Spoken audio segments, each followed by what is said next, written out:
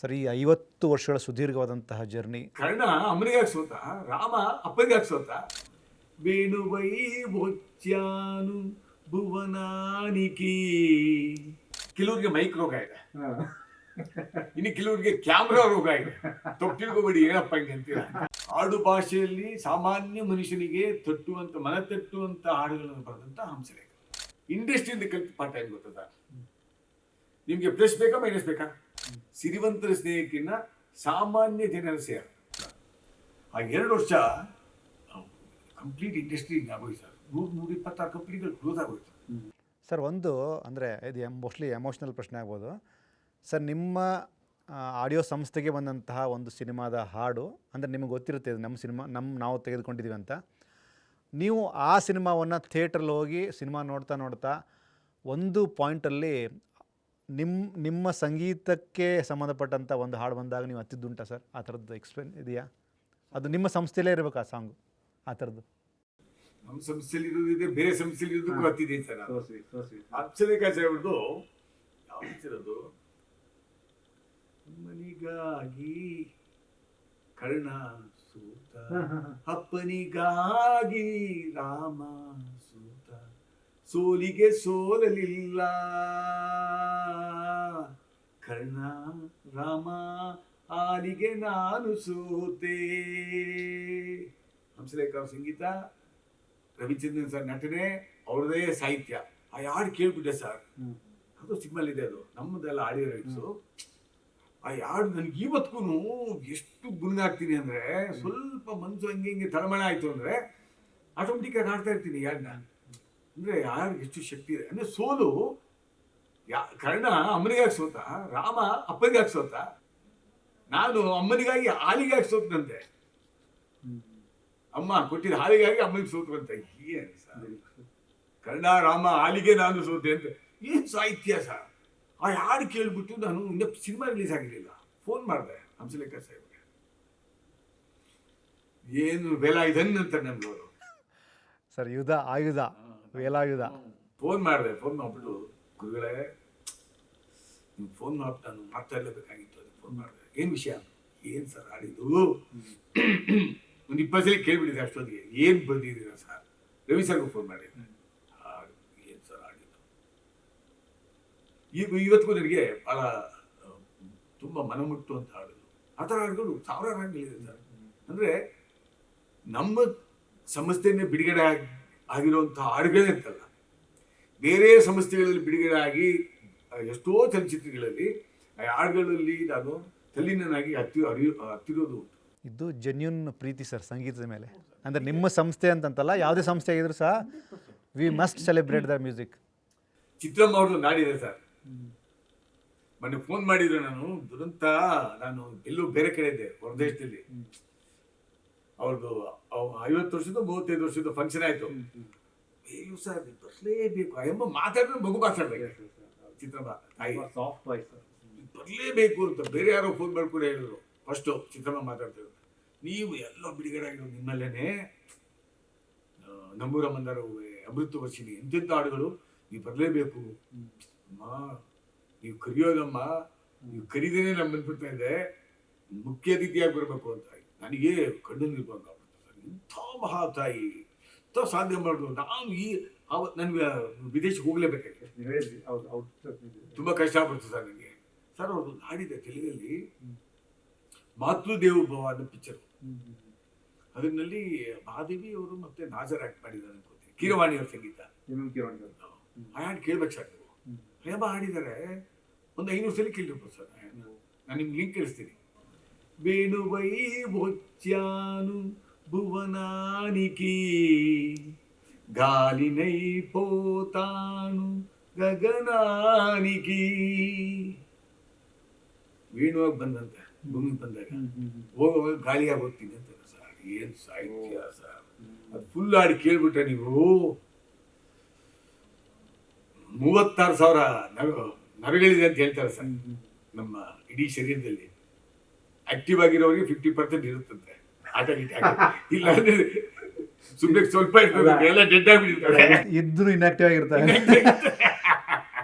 So ಹಾಗಾಗಿ ನನಗೆ ನಾವು ಸಂಗೀತಕ್ಕೆ ಸ್ಪಂದೆ ಮಾಡ್ತೀವಲ್ಲ, ನಮ್ಮ 36,000 ನರಗಳು ಆಕ್ಟಿವ್ ಆಗ್ಬಿಡ್ತು. ಸರ್ ನಾವು ಆಫೀಸಿಂದ ಬರ್ತಾ ಒಂದು ಲಹರಿ ಆ್ಯಟ್ 50 ಒಂದೇನೋ ಎಪಿಸೋಡ್ ಪ್ಲ್ಯಾನ್ ಮಾಡ್ಕೊಂಡ್ಬಂದ್ವಿ. ಇಲ್ಲಿ ಲಹರಿ ಆ್ಯಟ್ 50 ಜೊತೆಗೆ ಕಂಪ್ಲೀಟ್ ಈ ಸಂದರ್ಶನ ಸಂಗೀತಮಯ ಆಗ್ತಿದೆ ಸರ್ ಅದು. ನನಗೆ ಗೊತ್ತಿಲ್ಲ ಸರ್, ನಿಮ್ಗೆ ಏನು, ನಾನು ಯಾವತ್ತು ಸಂದರ್ಶನ ಕೂತ್ಕೊಂಡಾಗ ಸರ್, ಯಾವುದೇ ಪತ್ರಿಕಾ ಮಿತ್ರರಿಗೆ ನಿಮಗೆ ಆಗಿ ಯಾವ ಸ್ಕ್ರಿಪ್ಟು ಕೇಳಿಲ್ಲ, ಏನು ಪ್ರಶ್ನೆ ಕೇಳ್ತೀರ ಅಂತ ಇವತ್ತಿಗೂ ಕೇಳಿಲ್ಲ ನಾನು. ತಾವುಗಳು ಕೇಳೋದಿಲ್ಲ, ಇಲ್ಲ ಜನ ಮಾತಾಡ್ಕೊಂಡು ಹೋಗ್ತೀವಿ. ನಮಗೆ ಒಂದು ಸರ್, ಕೆಲವ್ರಿಗೆ ಮೈಕ್ ರೋಗ ಇದೆ, ಇನ್ನು ಕೆಲವ್ರಿಗೆ ಕ್ಯಾಮ್ರಾ ರೋಗ ಇದೆ. ತಪ್ಪು ತಿಳ್ಕೊಬೇಡಿ, ಏನಪ್ಪ ಹಿಂಗೆ ಅಂತೀರಾ. ಕ್ಯಾಮ್ರಾ ಮೈಕ್ ಹಿಂಗೆ ಇಟ್ಟಿಟ್ಟು ಕೂಡ ಅಲರ್ಟ್ ಆಗ್ಬಿಡ್ತಾರೆ, ಏನೇನೋ ಮಾತಾಡೋಕೆ ಸ್ಟಾರ್ಟ್ ಮಾಡ್ಬಿಡ್ತಾರೆ. ಇಲ್ಲ ಕೆಲವ್ರಿಗೆ ಬೈಕ್ಗೆ ಇನ್ನೇನೇನೋ ಮಾತಾಡ್ಬಿಡ್ತಾರೆ, ಎರಡೇ ಆಗೋದಲ್ಲಿ. ಸೊ ಇಲ್ಲಿ ನಮಗೆ ಪತ್ರಿಕಾ ಮಿತ್ರರು ನಮ್ಮನ್ನು ಬೆಳೆಸಿದವರು ಆ ಕಾಲದಿಂದ. ಬರೀ ಪತ್ರಿಕೆಯಲ್ಲಿ ಬರೋ ಟೈಮಿಂದ ನಾನು ಇದ್ದೀನಿ ಸರ್. ಆವಾಗಿಂದ ನನಗೆ ಅವ್ರ ಬಗ್ಗೆ ಬಹಳ ಗೌರವ. ನನಗೂ ಬಹಳ ಶೈ ಕ್ಯಾರೆಕ್ಟರ್ ಇತ್ತು, ಇವತ್ತಿಗೂ ಭಯ ಪಡ್ತೀನಿ ನಾನು. ಪತ್ರಿಕಾ ಮಿತ್ರರು ಅದು ನಾವು ಕೊಡೋಂಥ ಪ್ರೀತಿ, ಆ ಭಕ್ತಿ, ಅದು ಬೇರೆ ವಿಷಯ. I respect everybody. ಆ ಪ್ರೊಫೆಷನ್ ನಾನು ಯಾಕೆ ಇಷ್ಟು ಇಲ್ಲ ಜಲ್ವ ಮಾತಾಡ್ತೀನಿ ಅಂದರೆ, ಕಲಿಸಿದ್ದಾರೆ ಹೇಳಿ, ಸಾಹಿತಿಗಳು, ಸಂಗೀತಗಾರರು, ಜನ ಮತ್ತೆ ಪತ್ರಿಕಾ ಮಿತ್ರರು ನಿಮ್ಮಂಥವ್ರು ಕಲಿಸಿದಕ್ಕೆ ಆರಾಮಾಗಿ ಇಲ್ಲ ಜಲ್ವ ಮಾತಾಡ್ತೀನಿ ನಾನು. ಇಲ್ಲಿ ಯಾವುದು ಸರ್, ಇಲ್ಲಿ ಯಾವುದನ್ನ ಇಟ್ಕೊಂಡಿದ್ದೆ ತಾನೆ, ಅಡೆತಡೆಗೆ ಇಟ್ಕೊಂಡಿದ್ರೆ ಮಾತು ಬರೋದಿಲ್ಲ. ಇಲ್ಲಿ ನನ್ಗೆ ಏನಿಲ್ಲ ಸರ್, ಹೃದಯ ದೇವರು ಕೊಟ್ಟಿರೋ ಹೃದಯ ಬಿಟ್ಟರೆ ಇಲ್ಲಿ ಏನಿಲ್ಲ, ಅಲ್ಲಿ ಬರ್ತಾ ಇರುತ್ತೆ ಅಷ್ಟೇ. ಸರ್ ಇತ್ತೀಚೆಗೆ ಅಂದರೆ ರೀಸೆಂಟಾಗಿ ನಾಗಾರ್ಜುನ ಶರ್ಮಾ ರೈಟ್ರದೊಂದು ಇಂಟರ್ವ್ಯೂ ಮಾಡಿದೆ ಸರ್. ಮಾಡಿದಾಗ ಅವರಂದರು, ಹಂಸಲೇಖರ್ ಬಗ್ಗೆ ನೀವು ಒಂದು ಮಾತು ಹೇಳಿದಾಗ ಸರ್ ಎರಡೇ ಲೈನ್ ಹೇಳಿರೋರು, ಹುಟ್ಟೋದ್ಯಾಕೆ ಸಾಯೋದ್ಯಾಕೆ ಏನಾದರೂ ಸಾಧಿಸಿ ಹೋಗೋಕ್ಕೆ. ಸರ್ ಈ 2 ಲೈನ್ ಸಾಕು ಸರ್. ಹಂಸಲೇಖ ಅವರಂದ್ರೇನು, ಬದುಕು ಅಂದ್ರೇನು, ಶಾಂತಿ ಅಂದ್ರೇನು, ಕ್ರಾಂತಿ ಅಂದ್ರೇನು, ರವಿಚಂದ್ರನ್ ಅವ್ರಂದ್ರೇನು, ವೀರಾಸ್ವಾಮಿ ಅವ್ರಂದ್ರೇನು, ಆ ಸಂಸ್ಥೆ ಅಂದ್ರೇನು. ಸೋಲೆ ಇಲ್ಲ ನಿನ್ನ ಹಾಡು ಆಡುವಾಗ ಯುದ್ಧಕಾಂಡ. ನಾನು ಮದುವೆ ಆಗಿ 4 ತಿಂಗಳು ಸರ್ ಬಂದಿದ್ದು ಪಿಕ್ಚರ್ ನೋಡಿದೆ. ಅದು ಮೇರಿ ಜಂಗ್ ಪಿಕ್ಚರ್ ರಿಮೇಕ್. ಅದು ಜಿಂದಗಿ ಹರ್ ಕದಮ್ एक नई जगह है, जीत जाएंगे हम, जीत जाएंगे हम, तू अगर संग है ಅಲ್ವಾ. ಅದೇ ಸಿನಿಮಾ ಬಂತು ಸರ್. ನಮ್ಗೆ ಕನ್ನಡ ಹಿಂದಿಗಿಂತ ಕನ್ನಡ, ಯಾಕಂದ್ರೆ ರವಿಚಂದ್ರನ್ ಸರ್, ಪೂನಂ ದಿಲೋನ್ ಮತ್ತೆ ಇವ್ರದ್ದು ಕಾಂಬಿನೇಷನ್ ಮನುಷ್ಯಕ್ಕೆ ಸರ್ ಹಾಡು ಸ್ಟಿಲಿ ಕೇಳಿರ್ಬೋದು ಸರ್. ಎಷ್ಟೋ ಸಲ ನಾನು ಸ್ವಲ್ಪ ಡಲ್ ಆಗಿದ್ರೆ, ಎಲ್ಲೋ ಮನ್ಸು ನೋವಾದ್ರೆ ಅದು ಹಾಕ್ಬಿಟ್ಟು ಫುಲ್ ವ್ಯಾಲ್ಯೂಮ್ ಕೊಡು. ಅವಾಗೆಲ್ಲ ಬರೀ ಕ್ಯಾಸೆಟ್ ಅಲ್ಲ, ಕಾರ್ ಸಿಸ್ಟಮ್, ಕಾರ್ ಸ್ಟೀರಿಯೋ ಹಾಕೊಂಡು ಕೇಳಿದ್ರೆ ನಾವು ಜೊತೆಗೆ ಆಡ್ತಾ ಇದ್ರೆ ನಮ್ಗೆ ಇದು ಬಂದ್ಬಿಡೋದು, ಏನಂತೀರಿ ಮತ್ತೆ ಉರುಪು ಜೀವನದಲ್ಲಿ ಬದುಕೋದರಿ ಅಂತ. ಆ ಥರ ಹಾಡುಗಳು, ಆ ಥರ ಸಾಹಿತ್ಯ ಸರ್. ಸೋಲೆ ಇಲ್ಲ ನಿನ್ನ ಹಾಡು ಆಡುವಾಗ ಗೆಲುವೇ ಇಲ್ಲ, ಏನು ಸರ್ ಅದು ಸಾಹಿತ್ಯ ಅಂದರೆ. ಹಾಡು ಭಾಷೆಯಲ್ಲಿ ಸಾಮಾನ್ಯ ಮನುಷ್ಯನಿಗೆ ತಟ್ಟುವಂಥ, ಮನ ತಟ್ಟುವಂಥ ಹಾಡುಗಳನ್ನು ಬರೆದಂಥ ಹಂಸಲೇಖ ಸರ್. ನನಗೆ ಒಂದು ಅಂದರೆ ಇದಕ್ಕೂ ಇಲ್ಲಿಂದ ಇದಕ್ಕೆ ಬರುತ್ತೆ, ಈ ಒಂದು ಜರ್ನಿನೇ ಇಂಟ್ರೆಸ್ಟಿಂಗ್ ಅಲ್ಲ ಸರ್? ಇದಕ್ಕೆ ಮುಂಚೆ ಏನಿದೆ ನೀವು ತಂದಿಲ್ಲ, ಮಣ್ಣಿನ ರೆಕಾರ್ಡ್ ಸರ್. ಓಕೆ, ಮಣ್ಣಲ್ಲಿ ಹಾಡು ಏನಾರ ಕೇಳಿದ್ರೆ ಸರ್? ಖಂಡಿತ ನಾ ಕೇಳಿಲ್ಲ ಸರ್. ಒಂದು ರೆಕಾರ್ಡ್ ಅಲ್ಲಿ ಮಣ್ಣಿನ ರೆಕಾರ್ಡ್ ಅಲ್ಲಿ ಗ್ರಹಿಕೆ ಆಗ್ತಾ ಇತ್ತು 78 RPM, ದೊಡ್ಡ ನೀಡ್ಲು ಅದಿಟ್ರೆ ಹಾಡು ಬರೋದು. ಅದು ಫಸ್ಟ್ ಬಂದಿತ್ತು ಇಡೀ ನಮ್ಮ ಪ್ರಪಂಚದಲ್ಲಿ ಬಂದಿದ್ದು ಮಡ್ ರೆಕಾರ್ಡ್.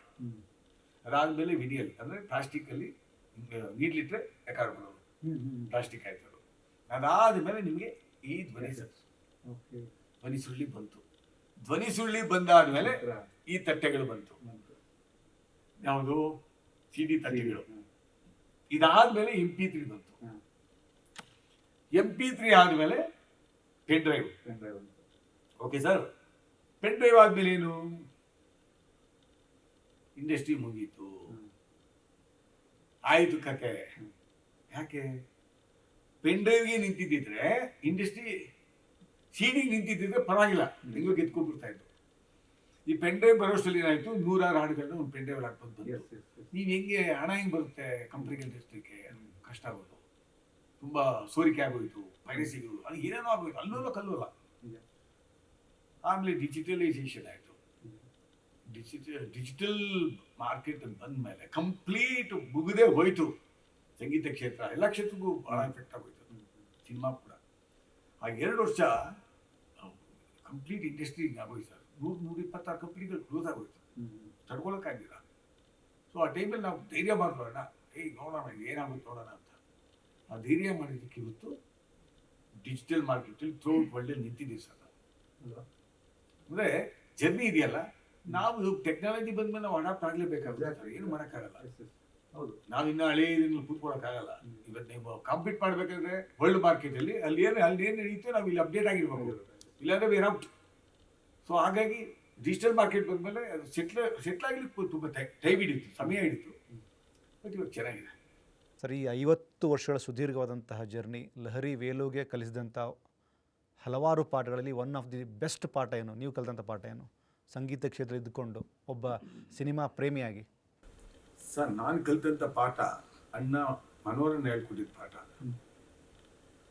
ಒಬ್ಬರಿಗೆ ಸುಲಿಯಬೇಡ, ಮೋಸ ಮಾಡಬೇಡ, ತಿಂಕು ಮಾಡಬೇಡ ಮೋಸ ಮಾಡೋದಕ್ಕೆ. ನಮ್ಮ ತಂದೆ ತಾಯಿದ್ರು ಅವ್ರಿಗೇನು ಹೇಳ್ಕೊಟ್ರು, ನನಗೇನು ಹೇಳ್ಕೊಟ್ರು, ಇದನ್ನು ಒತ್ತಿ ಹೇಳೋರು ಮನೋರಣ. ನನಗೆ ಸಮಸ್ಯೆ ಕೆಟ್ಟ ಹೆಸರು ಬರಬಾರ್ದು, ಕುಟುಂಬಕ್ಕೆ ಕೆಟ್ಟ ಹೆಸರು ಬರಬಾರ್ದು. ಅದು ಅಪ್ಪ ಅಮ್ಮನೂ ಹೇಳಿದ್ರು, ಅಣ್ಣನವ್ರನ್ನ ಹೇಳ್ತಾರೆ. ಅದೇ ಭಯ ಭಕ್ತಿಯಿಂದ ಇವತ್ತು ನಡ್ಕೊಂಡೆ. ಅವ್ರು ಹೇಳ್ಕೊಟ್ಟಿದ್ದ ಪಾಠ. ಇಂಡಸ್ಟ್ರಿಯಿಂದ ಕಲಿತ ಪಾಠ ಏನು ಗೊತ್ತದ ನಿಮಗೆ? ಪ್ಲಸ್ ಬೇಕಾ ಮೈನಸ್ ಬೇಕಾ? ಪ್ಲಸ್ ಬೇಕು. ಪ್ಲಸ್ ಕೇಳಿರೋ, ಪ್ಲಸ್ ಕಳಿಸ್ಕೊಟ್ಟಿರೋ ಪಾಠ ಬಹಳ ಒಳ್ಳೊಳ್ಳೆ ಸಾಹಿತಿಗಳು ಸಂಘ ಮಾಡಿದೆ. ಅವ್ರ ಹತ್ರ ಸಾಕಷ್ಟು ವಿಚಾರಗಳನ್ನ ತಿಳ್ಕೊಂಡೆ, ಪ್ರಪಂಚ ಏನಂತ ತಿಳ್ಕೊಂಡೆ. ಸಾಹಿತಿಗಳ ಸಂಘ ಅಷ್ಟೀಜ ಸಿಕ್ಕಲ್ಲ. ದೊಡ್ಡ ಸಾಹಿತಿಗಳು, ಹಿರಿಯ ಕಲಾವಿದರು, ಹಿರಿಯ ಕವಿಗಳು ಸಂಘ ಮಾಡಿದೆ. ಅವಾಗ ಏನಾಯ್ತು, ನನಗೆ ಪಾಸಿಟಿವ್ ಎನರ್ಜಿ ಜಾಸ್ತಿ ಆಯಿತು. ಮನುಷ್ಯತ್ವಕ್ಕೆ ಇನ್ನ ಮೌಲ್ಯಗಳು ಜಾಸ್ತಿ ಕೊಡೋದು ಅಂತ ಗೊತ್ತಾಯ್ತು. ಹೆಂಗ್ ಬದುಕಬೇಕು ನಾವು, ಜೀವನ ಏನೋ ತಿಳಿಸ್ಬಿಟ್ರು, ಇಷ್ಟೇ ಜೀವನ ಅಂತ ತೋರಿಸ್ಬಿಟ್ರು ನನಗೆ. ಅದನ್ನ ಕಲಿತೆ. ಅದು ನನ್ನ ದೊಡ್ಡ ಆಸ್ತಿ ಸರ್. ಜನಗಳಿಂದ, ಸಾಮಾನ್ಯ ಜನರ ಸ್ನೇಹ ಜಾಸ್ತಿ ಸರ್ ನನಗೆ. ಸಿರಿವಂತರ ಸ್ನೇಹಕ್ಕಿಂತ ಸಾಮಾನ್ಯ ಜನರ ಸ್ನೇಹ ನನಗೆ ತುಂಬಾ ಜಾಸ್ತಿ. ಅದು ನಿಮ್ಗೆ ಒತ್ತಿ ಹೇಳ್ತಾ ಇದ್ದೀನಿ. ಯಾಕಂದ್ರೆ ನನಗೆ ಕಾಮನ್ ಮ್ಯಾನ್. ನನಗೆ ಅವರು ಇವರು ಭೇದ ಭಾವ ನಾನು ನೋಡಲ್ಲ ಸರ್. ನನಗೆಲ್ಲ ಒಂದೇ. ನಾನು ಸಿರಿವಂತರು, ಐಷಾರಾಮಿ ಕಾರ್ ಬರ್ತಾರೆ, ಜಾಸ್ತಿ ಮರ್ಯಾದೆ ಕೊಡಬೇಕು, ಬಡವರು ಇಲ್ಲವೇ ಇಲ್ಲ. ನನಗೂ ಎಕ್ಸ್ಪೀರಿಯನ್ಸ್ ಆಗಿದೆ 5 ವರ್ಷದ ನಿಮ್ಮ ಜೊತೆಗಿನ ಜರ್ನಿಲಿ. ನನಗೆ ಗೊತ್ತು, ನನಗೆ ನನ್ನ ವ್ಯಕ್ತಿಗತವಾಗಿ ಬಂದ್ಬಿಟ್ಟಿದೆ ಸರ್. ನಮ್ಮ ಮನೇಲಿ ಎಲ್ಲ ಅಷ್ಟೇ. ನಾವು ಫಸ್ಟ್ ಮನಸ್ಸಿಗೆ, ಮನುಷ್ಯತ್ವ ಮರ್ಯಾದೆ ಕೊಡ್ತೀವಿ. ಅದು ಬಿಟ್ಬಿಟ್ಟು ಆಡಂಬರಕ್ಕೆ ಅವ್ರ ಅಂತಸ್ತು ಮರ್ಯಾದೆ ಕೊಡಲ್ಲ ಸರ್. ನಾವು ಅವ್ರ ಅಂತಸ್ತು, ಅವ್ರ ಆಡಂಬರ ಅವ್ರದ್ದು. ನಿಮ್ಮ ಮನಸ್ಸು ಚೆನ್ನಾಗಿದೆ, ಎಸ್, ಹಿಂಗೆ ತಕ್ಕೊತೀವಿ. ಇಲ್ವಾ, ನಮಸ್ಕಾರ sir, thank you very much, ಧನ್ಯವಾದಗಳು, ಗಾಡ್ ಬ್ಲೆಸ್ ಯು ಅಂತೀನಿ. ಇದು ಅದೇ ಮೈನಸ್ಸು ತಗೊಳ್ತಾರೆ. ಈ ನೋಡಿ, ಸಿನಿಮಾ ಇಂಡಸ್ಟ್ರಿಯಲ್ಲೂ ಕೂಡ ದಿಗ್ಗಜರಿಂದ ಬಹಳ ಕಲ್ತಿದ್ದೀವಿ ನಾವು ಒಳ್ಳೇದನ್ನ ಸರ್. ಪಾಸಿಟಿವ್ ನೆಗೆಟಿವ್ ಅಂತ ಇದ್ದೇ ಇರುತ್ತೆ. ಅಂದ್ರೆ ಪರ್ಸೆಂಟೇಜ್ ಎಷ್ಟಿರ್ಬೇಕು ಮನುಷ್ಯನ ಹತ್ರ, ಅದು ಬಹಳ ಇಂಪಾರ್ಟೆಂಟ್. ಮನುಷ್ಯ ಮೇಲೆ ತಪ್ಪು ಮಾಡ್ತಾನೆ, ತಿದ್ಕೊಂಡು ಮತ್ತೆ ಒಳ್ಳೆ ರೀತಿಯಲ್ಲಿ ಹೋಗೋದು ಅದು ಮಾನವನ ಸ್ವಭಾವ ಇರಬೇಕು. ತಪ್ಪು ಮಾಡ್ತಾನೇ ಇದ್ರೆ ಅವನಿಗೆ ಒಳ್ಳೆಯದು ಅಂತ ಹೇಳಕ್ಕಾಗಲ್ಲ. ಬದಲಾವಣೆಗಳನ್ನ ಕಂಡೆ, ಒಳ್ಳೆ ಬದಲಾವಣೆಗಳನ್ನ ಕಂಡೆ. ಬಟ್ ಅದೇ ನಮ್ಮ ಇಂಡಸ್ಟ್ರಿನಲ್ಲಿ ಕೆಲವು ನೆಗೆಟಿವ್ ಎನರ್ಜಿಗಳು ಕೂಡ ಬಹಳ ಜನ ಇದ್ದಾರೆ. ಅದರಿಂದ ದುಃಖನೂ ಆಗಿದೆ, ಇಂಡಸ್ಟ್ರಿಗೂ ಡ್ಯಾಮೇಜ್ ಆಗಿದೆ. ಸೊ ಅವ್ರದ್ದು ಶಾಶ್ವತ ಇಲ್ಲ, ಅವ್ರು ನಿಂತ್ಕೊಳ್ಳೋಕ್ಕಾಗಲಿಲ್ಲ. ಈಗಲೂ ಹೇಳ್ತೀನಿ ನಾನು. ಒನ್ ಆಫ್ ದ ಪಾಠಕ್ಕೆ ಕಲ್ತಿರೋದ್ರಲ್ಲಿ ನಾನು ಸಣ್ಣ ಪಾಠ ಹೇಳ್ತೀನಿ ಬಂದವರಿಗೆ. ನೋಡಪ್ಪ, ನಿರ್ಮಾಪಕರ ಮನೆಯಲ್ಲಿ ಇರೋಂಥ ದೀಪವನ್ನ, ಅಲ್ಲಿ ಉರಿತಾ ಇರೋ ದೀಪದ ಬೆಳಕನ್ನ ತಂದು ನಿಮ್ಮ ಮನೆಗೆಲ್ಲ ಉಣಿಸ್ತಾರೆ ನಿರ್ಮಾಪಕ. ಆ ದೀಪವನ್ನ, ಅವ್ರ ಮನೆ ದೀಪವನ್ನು ಕಾಪಾಡೋ ಜವಾಬ್ದಾರಿ ನಮ್ಗಿರ್ತದೆ. ನಾವು ಮನೆ ದೀಪ ಕಾಪಾಡಲಿಲ್ಲ ಅಂದ್ರೆ ಮುಗೀತು. ನಿರ್ಮಾಪಕರು ಬಹಳ ಜನ ಕಳ್ಕೊಂಡಿದ್ದಾರೆ ರೀತಿ. ಅದನ್ನ ಪ್ರತಿದಲ್ಲಿ ಹೇಳ್ತಿದ್ದಾರೆ. ನನಗೆ ಗೊತ್ತಿರೋ ಎಕ್ಸ್ಪೀರಿಯನ್ಸ್ ಅಲ್ಲಿ ನಿರ್ಮಾಪಕರು ಕಾಪಾಡಿ. ತುಂಬ ಒಳ್ಳೆ ಸಲಹೆ ಅದು. ಅಂದರೆ ಈ ಥರ ಆದಾಗಲೇ ಒಂದಷ್ಟು ವಿಷಯಗಳು ಗಟ್ಟಿಗೆ ಉಳಿತವೆ. ಸತ್ಯ ಸರ್. ಆಮೇಲೆ ಆ ಕ್ಷಣಕ್ಕೋಸ್ಕರ ಬದುಕಬೇಡಿ ನೀವು ಸರ್. ಓವರ್ ನೈಟ್ ಇವಾಗ ರಾತ್ರೋರಾತ್ರಿ ಯಶಸ್ಸು, ರಾತ್ರೋರಾತ್ರಿ ದುಡ್ಡು, ರಾತ್ರೋರಾತ್ರಿ ದೊಡ್ಡ ಹೆಸರು ಆಗಲ್ಲ ಸರ್. ಅಣ್ಣವರು ಸಿಕ್ಕಾಪಟ್ಟೆ ಕಷ್ಟಪಟ್ಟಿದ್ದಾರೆ. ರಾಜಣ್ಣ ಅವರು, ಎನ್ ಟಿ ರಾಮರಾಯರು, ವಿಷ್ಣುವರ್ಧನ್ ಜಿಯವರು ಸಿಕ್ಕಾಪಟ್ಟೆ ಕಷ್ಟಪಟ್ಟಿದ್ದಾರೆ. ಸಂಗೀತ ಕ್ಷೇತ್ರದಲ್ಲಿ 50 ರೂಪಾಯಿ 100 ರೂಪಾಯಿ ಆಡಿದಂಥ ಮಹಾನ್ ಕಲಾವಿದರಿದ್ದಾರೆ. ದುಡ್ಡುಗಾಡಲಿಲ್ಲ ಸರ್. MS ಸುಬ್ಬಲಕ್ಷ್ಮಿ ಅಮ್ಮ ದುಡ್ಡುಗಾಡಲಿಲ್ಲ, PB ಶ್ರೀನಿವಾಸ್ ದುಡ್ಡುಗಾಡಲಿಲ್ಲ, SP ಬಾಲಸುಬ್ರಹ್ಮಣ್ಯ ಕಡೆಯಲ್ಲಿ ದುಡ್ಡು ನೋಡೋದು. ಎಸ್ ವೆರಿ ಟ್ರೂ, ಸತ್ಯ ಅದು. ಅವರೆಲ್ಲ ದುಡ್ಡುಗಾಡಲಿಲ್ಲ, ಸಾಧನೆಗಾಗಿ ಆಡೋದು. ಮನೆ ಎದೆ ತುಂಬಿ ಹಾಡಿದೀನಿ ಅಂತ ಹಾಡೋರು ಅವರು. ಅಲ್ಲ ಎದ್ದು ಮಾಡೋದು ಹಾ. ಹೌದು. ಈ ಹಣಕ್ಕಾಗಿ ಹಾಡಿದೀನಿ ಅಂತ ಹಾಡಲಿಲ್ಲ ಸರ್. ಹಣಕ್ಕಾಗಿ ಹಾಡಲಿಲ್ಲ, ಜನಕ್ಕೆ ತೃಪ್ತಿ ಪಡಿಸೋಕೆ ಹಾಡಿದಂತ, ನಟನೆ ಮಾಡಿದಂತ ಮಹಾನ್ ಭಾವ ಇದ್ದಾರೆ ಸರ್. ಸೊ ಅವ್ರ ಹತ್ರ ಬಹಳ ಕಲಿತೆ. ಸೌಜನ್ಯ, ಪ್ರೀತಿ, ಔದಾರ್ಯ, ಸಿಂಪ್ಲಿಸಿಟಿ, ಜನರ ಹತ್ರ ಹೆಂಗ್ ನಡ್ಕೊಬೇಕು ಇದೆಲ್ಲ ಕಲಿಸಿದ್ದು ಇಂಡಸ್ಟ್ರಿ, ಸಮಾಜ, ಸಾಮಾನ್ಯ ಮನುಷ್ಯರ ಹತ್ರ ಸ್ಪಂದನೆ ಮಾಡಿದ್ರೆ ಮಾತ್ರ ಸಿಗುತ್ತೆ ಸರ್. ನಮ್ಗೆ ಯಾವತ್ತು ಅಹಂಕಾರ, ನನಗೆ ದೊಡ್ಡ ಹೆಸರು ಬಂದ್ಬಿಟ್ಟಿದೆ ಅನ್ಕೊಂತಾರಲ್ಲ ಮಹಾನ್ ಭಾವರು, ಅವ್ರಿಗೆ ಇದೆಲ್ಲ ಬರಲ್ಲ. ಇವಾಗ ಬರ್ತಾರೆ ಕೆಲವರು, ನನಗೆ ಬಹಳ ಇದೆನ್ಸ್ಬಿಡ್ತದೆ ಸರ್. 4 ಜನ ಅವರು ಬಿಡಿ, ಅವರೊಂದು ಬರೋ ರೀತಿಯರು, ಹಿಂದಿಗಡೆ 4 ಜನ ಮುಂದಿಗೆ ಯಾಕ್ರಿ ನಿಮಗೆ ಏನ್ರಿ ಇದು, ನನಗೆ ಬೇರೆಲ್ಲ ಅರ್ಥ ಆಗ್ತಾ ಇರಲಿಲ್ಲ. ಏನಪ್ಪ ಅಂತಂದ್ರೆ ಇದು ಬೌನ್ಸರ್ಸು, ಈ ನಮ್ಮ ಬಾಡಿನೇ ಬೌನ್ಸ್ ಆಗ್ತಾ ಇಲ್ಲ, ನಿಮ್ಗೆ ಯಾಕ್ರಿ ಬೌನ್ಸರ್ಸು? ನನ್ನ ಬಾಡಿನೇ ಇಲ್ಲಿ ಈ ಬಾಡಿ ಬೌನ್ಸರ್ ಬೇಕಾ ಸರ್? ನನಗೆ ಹೇಳು, ನಾನು ತಮಾಷೆ ಮಾಡ್ತೀನಿ ಮನಸ್ಸಲ್ಲಿ, ಬೇಡ್ರಪ್ಪ ನಾನು ಬಿಟ್ಬಿಡಿ. ಯಾವ್ದು ನನಗೆ ಸೆಲೆಬ್ರಿಟಿ ಮದುವೆಲ್ಲ ಹೋದಾಗ, ನಾನು ಸೆಲೆಬ್ರಿಟಿನಲ್ಲ, ಯಾಕ್ರಪ್ಪ ನೀವು ಮಾಡ್ತೀರ? ಇಲ್ಲ ಸರ್ ನಿಮ್ಗೆ ಗೊತ್ತಾಗಲ್ಲ ಸರ್ ಅಂತ ಪಾಪ ಅವ್ರು ಪ್ರೀತಿನ ತಿಳಿಸ್ತಾರೆ. ನಾನು ಅದ್ರ ಬಗ್ಗೆ ಕಮೆಂಟ್ ಮಾಡ್ತಾ ಇಲ್ಲ. ಬಟ್ ಏನಂದ್ರೆ ಬೇಕಾಗಿಲ್ಲ ಸರ್. ಕ್ಯಾರವಾನ್ಗಳು, ಅಣ್ಣವ್ರಿಗೆ ಯಾವ ಕ್ಯಾರವಾನ್ ಇತ್ತು ಸರ್? ವಿಷ್ಣುವರ್ಧನ್ ಸಾಹೇಬ್ರಿಗೆ ಯಾವ್ದಿತ್ತು, ಅಣ್ಣವ್ರಿಗೆ ಯಾವ್ದಿತ್ತು? ಯಾವ ಕ್ಯಾರವಾನ್ ಎಲ್ಲ ನೋಡಿಲ್ಲ ಸರ್. ಒಂದು ಮರ, ಅದೇ ಕ್ಯಾರವಾನ್. ಅಲ್ಲ, ಅವರು ವ್ಯಾನ್ಗಳಿಗೆ ಕ್ಯಾರಿ ಅನ್ಲಿಲ್ಲ, ಮರದ ಕೆಳಗಡೆ ಕೂತ್ಕೊಂಡು ಊಟ ಮಾಡ್ಬಿಟ್ಟು ಮತ್ತೆ ಶಾರ್ಟ್ ರೆಡಿ ಅನ್ನೋರು ಸರ್. ಯಾವ್ದೋ ನದಿ, ಆ ನದಿ ಅಲ್ಲಿ ನೀರು ಹೋಗ್ತಾರೆ, ಹಿಂಗೆ ಕುಡಿದ್ಬಿಟ್ಟು ಶಾರ್ಟ್ ರೆಡಿ. ನಾನ್ ಕಣ್ಣು ನೋಡಿದ್ದೀನಿ ಸರ್. ಇವು ಒಬ್ಬೊಬ್ರು 4 ಕ್ಯಾರವಾನ್ ಬೇಕೈತೆ, ಇದು ಒಂದೇ ಬಾಡಿ. ಇದು ಯಾಕೆ ಸರ್ ಈ ಆಡಂಬರ? ನೀವು ಅದನ್ನೆಲ್ಲ ಬಿಟ್ಬಿಟ್ಟು ಸಿನಿಮಾ ತೋರಿಸಿ, ನಿಮ್ ಸ್ಕಿಲ್ ಅನ್ನ. ಸಿನಿಮಾ, ಒಳ್ಳೆ ಸಿನಿಮಾ ಮಾಡಿ, ಆಟೋಮೆಟಿಕ್ ಆಗಿ ನಿಮಗೆ ಜನ ಒಪ್ಕೊಂತಾರೆ, ನಿರ್ಮಾಪಕ ಚೆನ್ನಾಗಿರ್ತಾರೆ, ನೀವು ಚೆನ್ನಾಗಿರ್ತೀರ, ಇಂಡಸ್ಟ್ರಿ ಚೆನ್ನಾಗಿ ಬೆಳೆಯುತ್ತೆ. ಈ ಶೋಕಿ ಇದೆಲ್ಲ ಏನು ನನಗೇನು ಅರ್ಥ ಆಗಲ್ಲ ಸರ್, ನನಗೇನು ಗೊತ್ತಿಲ್ಲ ಇದ್ರ ಬಗ್ಗೆ ಅಂತ. ನಾನು ನೀವು ಹೇಳ್ದಂಗೆ ಸರ್, ಈಗಿನ ಕ್ಯಾರವಾನ್ ಅನ್ನ ಆಗಿನ ಎಲ್ಲರೂ ವ್ಯಾನ್ಗಳಿಗೆ ಕ್ಯಾರಿ ಅಂತಿರ್ಲಂತ, ಈಗ ಅವು ಕ್ಯಾರವಾನ್ ಆಗಿದೆ ಸರ್. ನೋಡಿ, ಇದ್ರಲ್ಲಿ ಏನಾಗುತ್ತೆ ಅಂದ್ರೆ,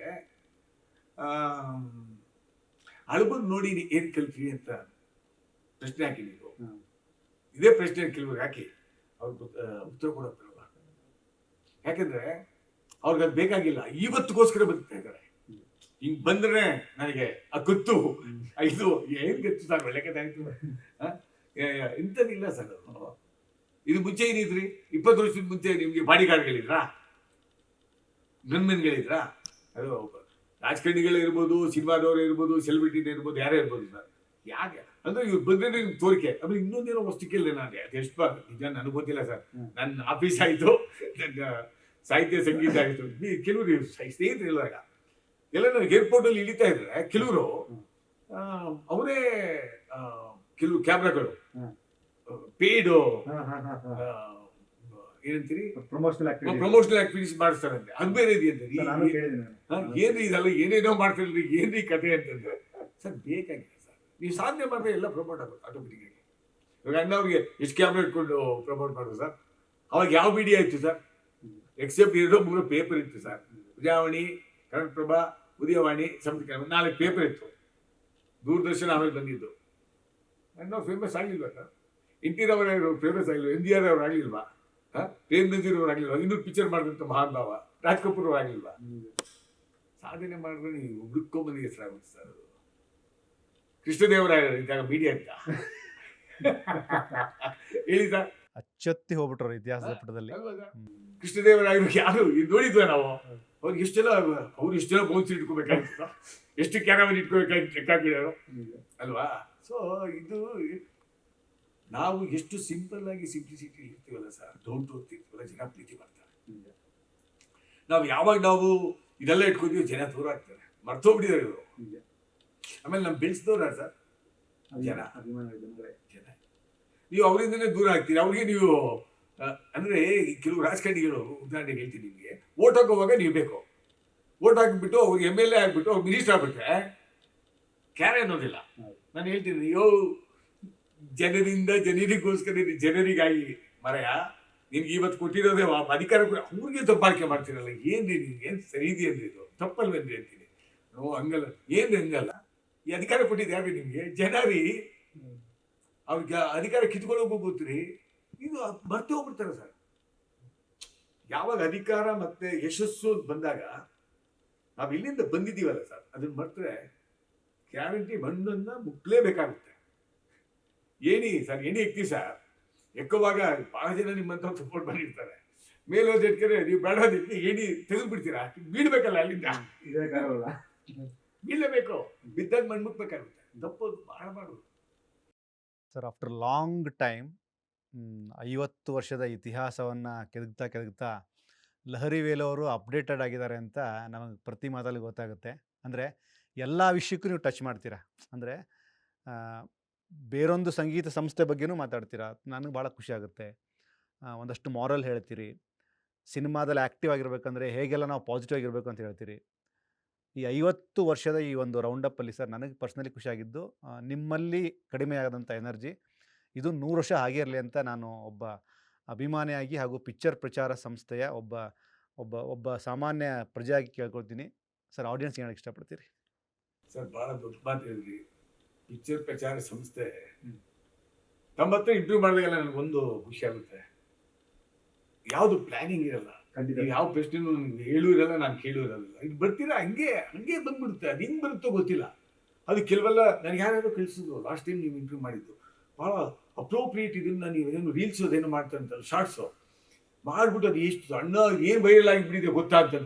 ಏನು ರೀ ಅಂತ ನೀವು ಮಾಡಿದ್ದೆ ಅದು ಸರ್. ಇಂಟರ್ವ್ಯೂ ಮಾಡುವಾಗ ಯಾರು ಕೇಳ್ತಿರಲ್ಲ, ಆ ಪ್ರಶ್ನೆ ಮತ್ತೆ ನೀವು ಕೇಳೋ ರೀತಿನಲ್ಲಿ ಉತ್ತರಗಳು ಬರ್ತದೆ. ಪ್ರೇಕ್ಷಕರಿಗೆ ಇಷ್ಟೇ ಹೇಳ್ತೇನೆ, ನಮ್ಮ ಆತ್ಮೀಯರು ರವಿ ಸರ್ ನನ್ನ ಭಾಳ ಆತ್ಮೀಯರು, ಭಾಳ ವಿಚಾರ ತಿಳ್ಕೊಂಡಿದ್ದಾರೆ. ಭಾಳ ಮುಗ್ಧರು ಕೂಡ, ಭಾಳ straight forward, clean hand. Picture ಪ್ರಚಾರ ಅವರು ಪ್ರಚಾರಕ್ಕೋಸ್ಕರ ಮಾಡಿಲ್ಲ, ಬದುಕು ಕಟ್ಕೊಳ್ತಾರೆ ಅವರು. ಭಾಳ ಜನಕ್ಕೆ ಅವ್ರ ಬಗ್ಗೆ ಎಷ್ಟು ಜನಕ್ಕೆ ಗೊತ್ತಿದೆಯೋ ಗೊತ್ತಿಲ್ಲ, ನನಗೆ ಗೊತ್ತಿಲ್ಲ. ನಾನು ಭಾಳ ವರ್ಷದಿಂದ ನಾನು ನೋಡಿದ್ದೀನಿ. ಅವರು ಅಂತರಾತ್ಮ ಶುದ್ಧಿ ಇಟ್ಕೊಂಡಿದ್ದಾರೆ. ಅದಕ್ಕೆ ಈ ಮಾತುಗಳು ನಾನು ಅವ್ರ ಹತ್ರ ಮಾತಾಡ್ಲಿಕ್ಕೆ ಆಗುತ್ತಿಲ್ಲ. ನಾನು ಎಲ್ಲಾದ್ರೂ ಈ ಥರ ಬರೋದಿಲ್ಲ. ಬೇರೆ ಸಬ್ಜೆಕ್ಟ್ ಬರುತ್ತೆ, ಮಾತಾಡಿ ಮುಗಿಸ್ಬಿಡ್ತೀವಿ. ಈ ಚಾನೆಲನ್ನು ಖಂಡಿತ ನೀವು ಒಳ್ಳೆ ಕಂಟೆಂಟ್ ಕೊಡ್ತಾರೆ. ನಾವೆಲ್ಲರೂ ವೀಕ್ಷಕರು ನೋಡಿ ಬೆಳೆಸಿ ಒಳ್ಳೆ ಸಬ್ಸ್ಕ್ರೈಬ್ ಮಾಡಿ.